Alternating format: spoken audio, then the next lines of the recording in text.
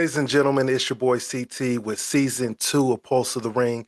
And with me today, we have a member of Dynasty.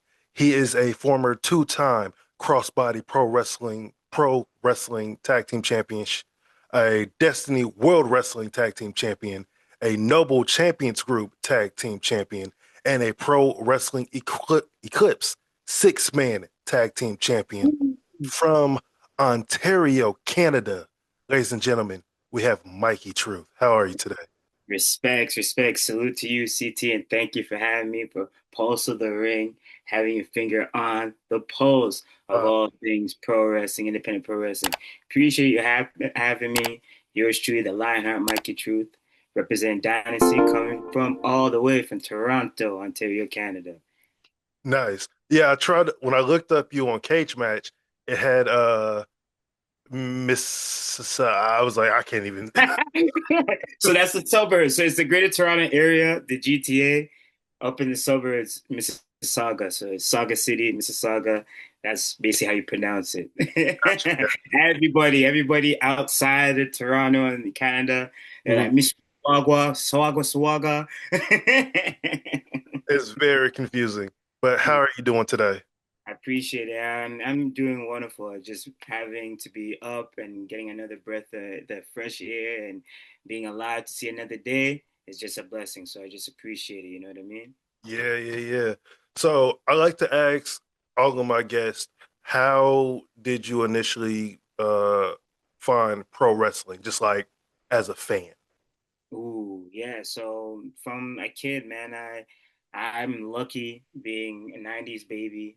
I was able to have the essence of growing up to the transition era. I guess you'd say through that end of the WWF, like superstar Mhm. neon entrance of Bret Hart's Heartbreak Kid just after he's throwing out Marty Jannetty through the glass Yeah, windshield and yeah. Ric Flair '92 Rumble, having the VHS tape from my granny and my nonna and stuff like that, having that at the crib, um, and just growing up from that essence and then seeing the transition of the Attitude Era. I'm an Attitude Era baby, so having that when you weren't supposed to be watching, I was sneaking and watching it. And then out here, I'd had the balance of WCW, and then also having the exposure of the likes of Triple I at a young age and then having the evolution, finding out about an NWA TNA, running up the pay-per-view bill, trying to order every Wednesday, Yeah. every Wednesday on the NWA TNA weekly pay-per-views that were going up. You know what I mean? Sneaking that, and then finding about the independence. So I was blessed to grow up and having the exposure from like my grandparents being fans of it, my parents being spot in and out of pro wrestling. They wouldn't, change the channel whenever they're on. They'd stop and tune in and watch it. So it was always encompassed in me. And then my dad being a mechanic, he'd all downtown, he'd always get those free tickets to the shows that happened at like the Skydome at the time, or so I was blessed, very blessed at a very young age to be very exposed to pro wrestling from all diasporas. I remember, so me and my little brother were the only ones to like professional wrestling. I honestly don't remember how I initially found it. I just remember because a lot of kids these days they get remote controls or they just can flip through. Mhm. I remember having to flip through the channels because WCW was on channel 35 and Mhm. Raw was on channel 39. So I was Mhm. always switching back and forth WCW, WWE. Oh yeah. And then like my first initial memory of watching wrestling is when Shawn Michaels super kicked Bret Hart when he was in the wheelchair. That was Yep. my first initial. I'm Oh, like oh man. hooked. And trust me. I remember like because they're back out here in Toronto, Canada, on Channel 30, like TSN back in the day, and we had WWE Raw, and then WCW would sneak on between TBS. I think it was Channel Mhm. 47, and then after school you'd rush home at 3 p.m. and you catch the replay on Nitro on TSN because they'd be on the same network as Raw Yeah. out here. And then what was it, TNT before it turned to like Spike TV and all that? That's had ECW. So just like you, I'm switching to the channel and I find ECW and I'm finding out about, oh, I remember seeing like Rey Mysterio and these guys from watching like Triple R on the Latin network that we used to have out here. So then I'm like, oh, I see some of these familiar faces. Oh, they're here now. So that caught my eye. And then finding about Taz and Sandman, and then the New Jack and the whole rigmarole Raven. Like that was a whole encompassed world. So yeah, man, like growing up in that era, timeless. I feel like that's like a timeless era that set you Yeah. up real nice for the indie takeover. You know what I mean? So I never knew about indie wrestling till I started my own professional wrestling career back in 2015. Like Okay. I've told people that because there was a school the year I graduated from high school, a wrestling school downtown in Indianapolis had opened up, and I was like, if I would have known about that, I would have started my career right then and there. I wouldn't have went to the military, I wouldn't have done anything. But Yeah. to you, what's like the most important thing about indie wrestling as a professional wrestling whole? Oh man, that's like the essence of seeing the superstars of like and your future legends Mm-hmm. blossom. It's like seeing like the rose growing through concrete in a sense. You know what I mean? If I would use that type of lingo, um, you're seeing the essence of what could be your future legend, your future bona fide star on a major TV program, and you're seeing the evolution of the character. You're being able to invest into a talent and see them evolve, follow their story, follow their journey, their trials and tribulations, whichever territories they're going to. And then once they get that big opportunity, that big breakout, it's Mm-hmm. such a fulfilling feeling. Just like how all of us are following the AJ Styles story right now. A lot of us has watched AJ Styles from probably WCW when he's teaming up with Air Paris and that era. Then his transition to NWA and then NWA TNA, and then him becoming the bona fide star that he was in TNA, making TNA the face that runs the place in TNA. You know what I Yeah. mean? And then him setting that foundation with the likes of Samoa Joes and like you know what I mean, the Christopher Daniels, the Frankie Kazarians, the Amazing Reds of the world. Like the list goes on, the homicides, and like you're seeing all these guys of that era. You're seeing all their stories unfold as become legends today. They set that foundation. They are like the kingpins of the independent era. I'd say, you know Mhm. what I mean, and we all had that feeling of seeing Samoa Joe when he got to WWE, or like becoming the main face of TNA at that point in time. And like I go back to AJ Styles, him ending his career now or their so-called retirement. Yeah, that's what I'm saying. um, Teasing that, it's like, man, the fulfillment of seeing a talent start and where he started from to where he's become and having the graceful bow out that he wants and going on in his own terms. You know what I Hmm. mean? And that's why, like, granted, I didn't care for how John Cena lost, but the fact that he did, like, he lost, he went out the way that he wanted to.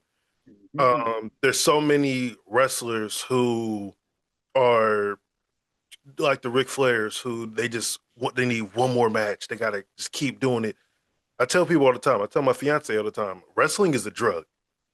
Like Hey man, yeah, it is. You get that adrenaline after a match, after a show. You can't go to sleep. You're up. Yeah, you're true. True. I quit wrestling, like active in ring wrestling, back in 2019 because I just my body just kind of gave up on me, and I was like, if when I have kids, I want to be able to play with them. I don't want to just kind of But Yeah. I'm all constantly going when I go to indie shows or I go to the AEW's WWE shows. I'm like, ah, I got one more match. I know I got one more match, and then I just like, man, you take that one bump, and you like, and after that match, you're like, I think I got one more. You And then said got one one more more. turns into a couple more, and I'm like, Yeah. oh. But I do miss, especially being on the indies. I miss being able to like travel and just see new places because I was in Orlando, Florida. That's when I did most of my wrestling. But I was able to drive up to the North Carolinas, the Detroits, the Chicagos, and just the road trips, the people who I rode with, the stories that we now have. It's bar none. Like you can't compare to anything else. Like, what are some of your funnest? road stories that you can. Oh man, like I'd say currently right now we're going through that transition period. We're really seeing that there's pro wrestling on a global scale. Hmm. You we go from training so hard and being students of the game that you just think so much on a local surface level of just like pro wrestling in my hometown or pro wrestling just in across the states and here. You're not thinking that there's a global language that pro wrestling speaks and unifies the whole world. So if you look at the landscape of pro wrestling all around the world, as an independent wrestler, you having the creativity to tell your story on a global level, jump to it, and then that's what we've transitioning to now. So to answer your question, like one of the greatest moments that we're having right now is being able to connect these flights from when the recent booking this past November going to Italy. Being blessed the opportunity to wrestle for Bestia Wrestling in Italy. Thank you so much. It was a beautiful, beautiful experience. Man, I'm going from just being home based, Toronto based, or just back and forth, to the States every now and then, to now that pro wrestling's having me constantly travel, Yeah. constantly be traveling now. Where it's like I'm now on a plane or I'm on the road, going from town to town, interacting with so much different people, different languages, different backgrounds, and you're seeing that pro wrestling unifies so much people. So the Italy trip was amazing, and then being able to connect that Italy trip from Bestia Wrestling to London, because I always wanted to go to the UK and experience the UK Hmm. territory and connect some of the connections, relationships that are being fostered on an online level, whether it's like the Twitter chats, etc. You want to foster it on a one-to-one, face-to-face connection now. So being able to have that opportunity, okay, now I know I'm going to Italy, but let's think, okay, if I'm going to Italy on the way back, what can I make a pit stop at? Hmm. So I made sure that there was like a layover, made sure that I can get like a layover. It was about like 22 hours, so okay, I can fit some sort of time where I can explore some sort of part of London, get that London experience for Hmm. and plant the seeds for later down the line. And that's a game plan that I've been having. Anytime I go and travel, on the way back, try and get that connecting flight to somewhere that is like a pit stop back home in Toronto, so you can plant another seed for when you hit back the road again. So that experience was amazing. Going to London, connecting up with Hustle Wrestling UK. We're doing a quick training class with Amita Vaughn and Sapphire. They were leading the class. Hyperactive, like dope tag team out there. And Hustle Wrestling UK is on fire. The plan was to do Hustle Wrestling, make a pit stop, maybe a play fight, and stop at New Wave because we have a New Wave wrestling out here in Toronto. Okay. Yeah, and they have that connection to UK. But talking to one of the trainers that came out here that helped us out when we were training at Battle Arts Academy out here in Toronto, Wild Boar, I tapped in with him to get like a navigational tool throughout the UK. And he's like, hey, man, if you're going to try and trek all the way to Cardiff and try and make your rounds around central London, you're not going to have enough time to do that. So Hmm. he gave me, the play around to how to really attack that and then asking a couple other few peers that are within the UK scene, prominent peers within the UK scene, to help me navigate. So as soon as we touched down, we were good to go. Traveling, a little sightseeing, got a little bite to eat, and then by the nighttime we were training. Before you know it, back on the plane, heading back to Toronto. As we're landing back, it's starting to snow. Reality sets in. My God. I think because a lot of people don't understand how meeting people like meeting people and just fostering just new relationships gets you so much further in Oh yeah. wrestling than just having raw talent. Because if raw talent got people like better places, WWE and AEW would be filled to the max, which they're already filled, but it is what it is. Like there's times where you have to just talk to somebody who you're not necessarily you don't know and get out of your comfort zone and just kind of make the attempt. I've had the fortune of my trainers being Ricardo Rodriguez and Lince Dorado. Mm-hmm. So they've always told me like no matter what, you go through every locker room, shake everybody's hand, the promoter, the wrestlers, the ref, and everybody, and then you just put on like a good face, even if they have you in a 4 minute squash match. You do the best that you can. Of course. That way, they'll be like, oh, he did great in just this 4 minutes. Next time, we can give him 8 minutes and let's see like how he will go with that. Yeah, man. Truly understand that because it's just like when we took the time to make these excursions to just dip out for the Vegas weekends for Mania, even before that, going to Philly for Mania. You know what I mean? Just exploring the core culture, the independent scene on the biggest weekend for pro wrestling. And going to that and knowing that there's the collective, there's those even going down to more into the local independent scene of the city and the core territory promotions of the city that is hosting these big events. Whether it's a big show that AEW is running that weekend or a big show that WWE is running that weekend, there's little festivals that are happening around those opportunities. So it's just getting entrenched and being feet to the ground and just networking. Don't just go just to think that, oh, I need to get a booking. So if I don't get a booking, I'm not going. Just don't go with that mentality. It's about being a people person, making genuine connections. Don't go there having expectations that this person's going to put me on or this person owes me this. Don't do that. Like that's just like the wrong mentality to just go about it. And I think I've just been such a student of watching not only the things to do, but also keeping note of the red flags, the things to not do, Yeah, and seeing some of the counterparts within the scene hit their ceilings. And why they're hitting their ceilings is because X, Y, and Z actions that they care about or X, Y, and Z behaviors and bad habits that they have that may be holding them back. So don't carry yourself that way. And I think it's also a credit to just being more street smart too. hmm Just in your locker room. Not everybody wants to shake your hand, especially in this day and age. You know what I mean? So you yeah. just be able to read the room and just being, how you doing, sir? Salute. Nice to meet you. How you doing, man? How you doing? How you doing? Appreciate you. Thank you for the opportunity of being here.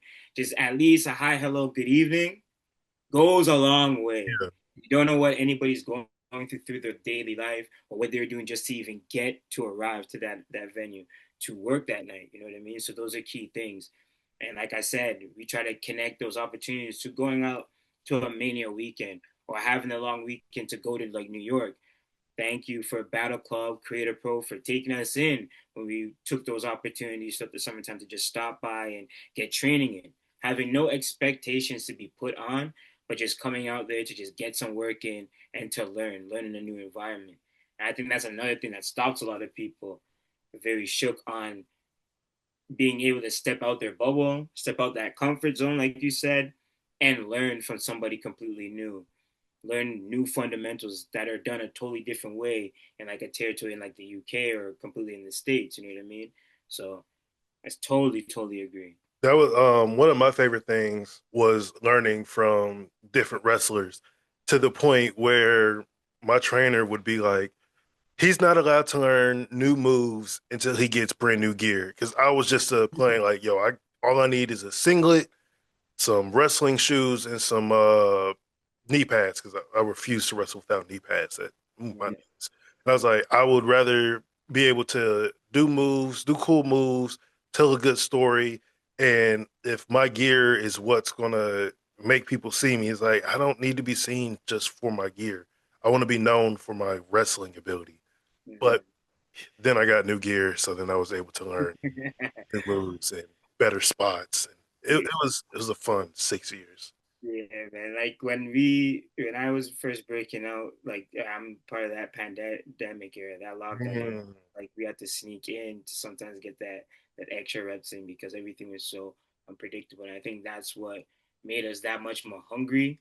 The generation of guys that were coming up that I trained with is because the opportunity that this can be taken away from you at any time, not just physically, but like just the way the world is nowadays, the way society is going nowadays.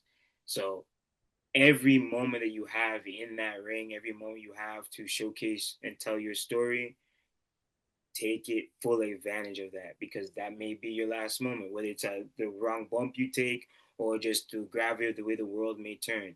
You know what I mean? You know what I mean? So I think that just was something that built a fire within myself to go gun ho. There's no more Yeah. looking back. take every opportunity as a blessing, and there's a reason why you continue to level up. There's a reason why you're building these connections. There's a reason why a lot of these doors are starting to open for you. So go full force with it and evolve your character. Don't be afraid of that. And I Hmm. was blessed for my main trainer, who's Stone Rockwell, Asylum, uh, Nick Andrews. He really broke down the importance of character work and making that emotional connection with the crowd and with the people. Have them be invested in you. You know what I mean? And I remember one thing that really stuck out to me is when we were at Fourth Road for West Side Gun Day, um, and MVP was just told us like, make sure there's a reason why somebody wants to invest and why they want to buy your shirt. Why do they want to invest into you? Hmm. What is your why, in a sense? You know what I mean? That's something that has always burned deep down. So I always want to embrace that within my work and within my storytelling and my journey, whether it's singles wise within the Lionheart Mikey Truth or in the Freeboard faction dynamic that we're creating with Dynasty. We want to be able to showcase that. There's a reason why we run with that motto, make history, leave a legacy. Nice, nice. So, what did your parents and your family and your friends think when you finally decided to pursue professional wrestling?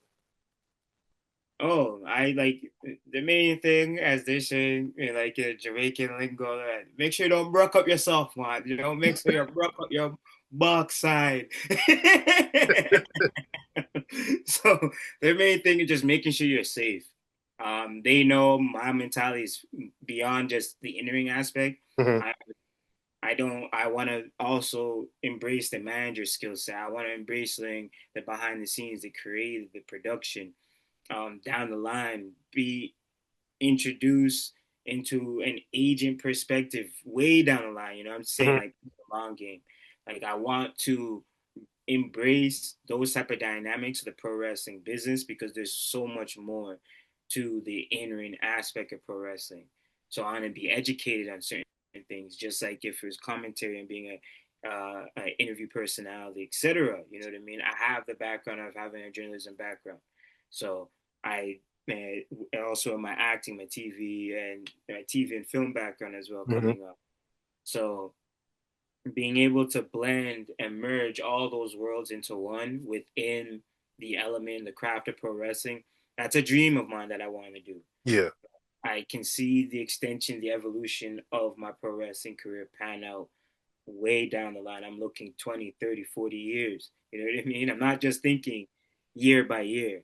I'm thinking generational, how I can imprint my name in this game. So for my family's sake, they know for a fact that when it comes down to protecting myself, Hmm.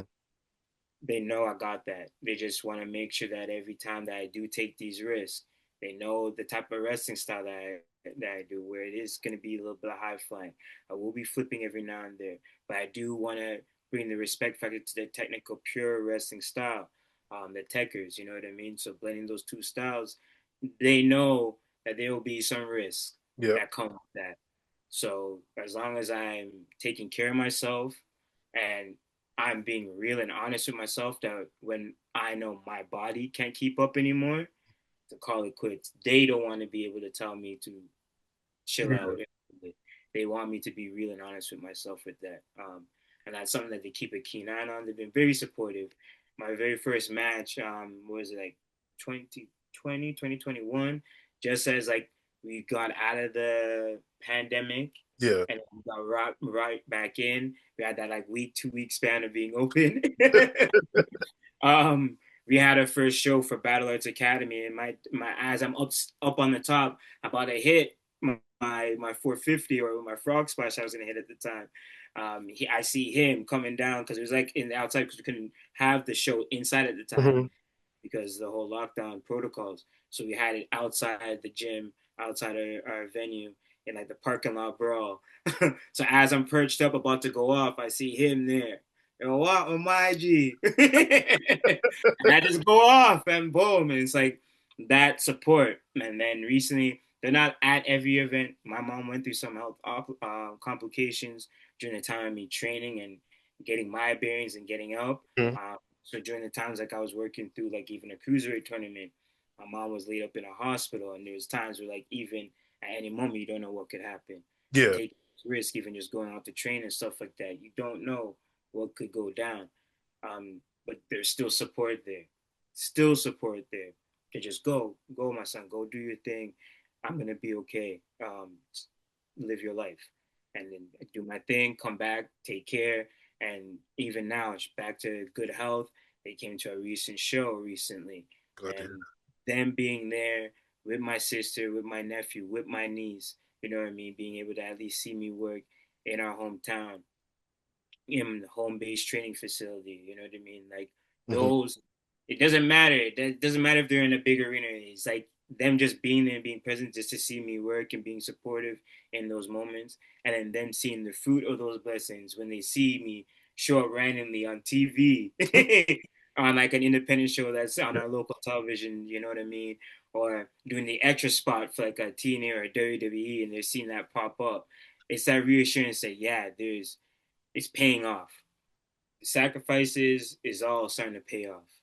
So on average, how many hours I would say in a week are you doing something wrestling related? Oh, every bro, that's a sick question to ask. What we saying here? Oh man, that's on the hour, every hour. Whether you're doing like some sort of advertisement on Instagram, because we're in the social media age. So for me, people get sick. I know it. Me, when I constantly posting, but I'm constantly posting for a purpose because I know there's new eyes. I know there's a show happening Monday, Tuesday, Wednesday, Thursday, Friday. Then there's independent shows that are happening, and Hmm. different locations that are happening. So a quick trick: if you're geotagging your content in some of these locations, you don't know what eyes are going to see your content.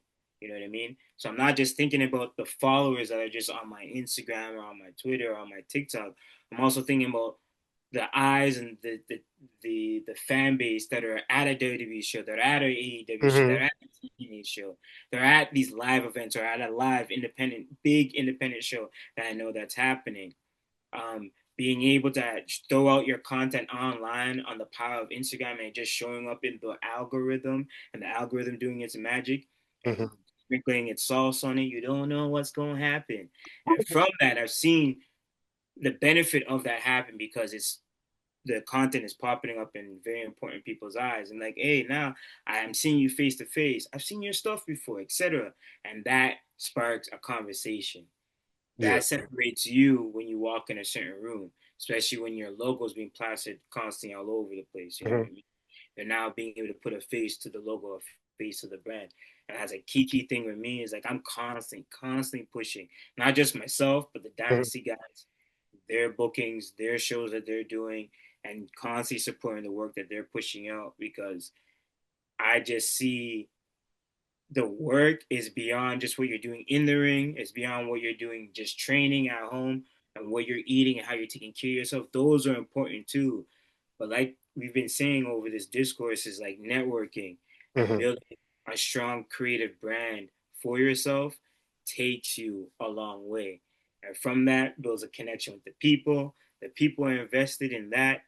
And then you have that support, it makes you undeniable.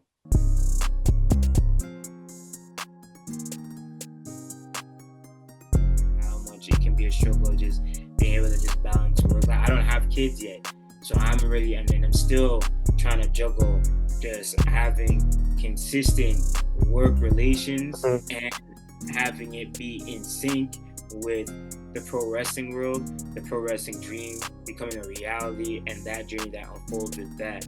And then on top of that, being social. I want to have a family down the line. So Yeah. having the time to dedicate to a girl, you know what I mean, and making that sacrifice, knowing that the time that I'm going to be spending with her, maybe taking time away from a booking, maybe time away from training, maybe time away from going out and networking around. Because if she's not in the industry, if she's not in understands this game, that's that divide. That's a whole Yeah. nother communication language and lingo you have to break down, right?